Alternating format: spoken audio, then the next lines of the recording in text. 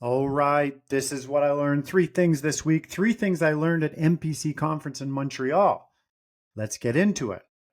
I learned, had a conversation with an RBC rep, 15 years now on the broker side. I've learned there's two big things that are happening at RBC. There's a lot of big things, but these are two things that are the RBC specialists feel like RBC is cutting their legs out beneath them. And so I'm going to give you two examples. So rental offsets. Obviously, RBC is going to crush you on interest rates on rental properties. There's no premiums. They're going to win that.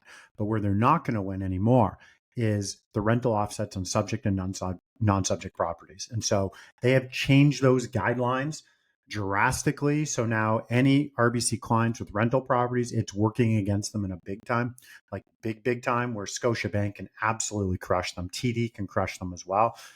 Very interesting.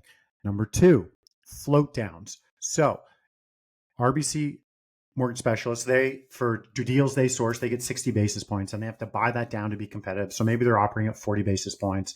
And for deals that come in referred to them, they get 30 basis points, but they need to buy that down to be competitive on rates. So maybe they're operating at 15, 20 basis points there, operating in very small margins. This is something that's working against them big time. Here's what it is: float downs. So let's say someone comes in with a 100-day close and they get them a 5% interest rate, which is above industry standard, let's just say. And they're getting their 30, 40 basis points or 20 basis points in comp. Now, let's say within those 100 days, the rate floats down. And let's say instead of 5, now it's at 4.85 or 4.9. Well, the client's going to want that interest rate. But the only way they're going to get it is if the RBC mortgage specialist uses their own comp to buy it down. It's dollar for dollar. So you want 10 basis points, it's 10 out of your commission. So there's some files when you start taking all this out, and then you also have an assistant you're paying for, and you add everything up, and they're a T4 employee, they're making no money. And so those are two things you should know. RBC float down has to come out of their pocket. So some RBC specialists just won't contact the client and let them know, even though in their heart of hearts they know they should, but they're like, I need to make a living here. So the grass isn't always greener on the other side, and there's a lot of other changes coming there. And I'll inform you as I learn. Number two, ask and you shall receive. So I met with a lot of brokers over that weekend, and my main objective was to figure out their superpower. Once I figured out their superpower, I'm like, can you show me? And they're like, yeah, let's get on a Zoom. Like, let's book it. So I started putting the calendar, all these meetings with brokers to just learn things. But no one's going to say, hey, Ryan, I'll show you how to do this. I had to ask. Much like a lot of us in our mortgage business, we're missing out on so many opportunities because we're just not asking the question. I proved this point. I ran an experiment group. I usually hand select 4 or 5 brokers every month, and I run a free experiment group behind the scenes, usually 1 week long. I picked 4 brokers. We met Monday to Friday for a half hour each day. And what we did in that half hour was we spent 15 minutes doing opens to people who weren't expecting them in our circle. And the other 15 minutes, we went around asking people for stuff, for email addresses, for meetings, to book a call, to have introductions to other people.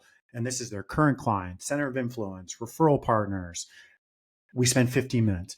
We ended up with 17 meetings, 6 applications just in those couple of days. I haven't even checked in. It's been a month ago. What else has happened? But they were like, oh my God. And the people who did the asks with video were far ahead of the people who hid behind text and email. Just saying. So ask and you shall receive. This is why we train our kids. You should be training your kids. But if I'm at a restaurant, my kids order their own food. If they need a fork, if they need water, if they need something, they have to go and get the attention of the server. Anything they want in life, they have to ask. We are building that superpower, that muscle early on. Okay, number 3, how many brokers are so close to gold and have no idea? And so, in speaking with a lot of brokers over the weekend, there's one that came up to me specifically, and she was usually in that $15 million mark a couple of years ago when I started coaching her. And now she said, Ryan, I'm going to do 45 million this year. She's in a small market. That's 100 files, 100 plus files she's going to do. And so she went back to basics on everything, like just all the simple things that I've been talking about forever and ever and ever, and stuff that I'm coaching on Team Wire. That's all we do. We just do basic stuff every day, and you're going to win. And so I just want to say this to you now. You are way closer than you think. There are 100 deals around you every single year for everybody.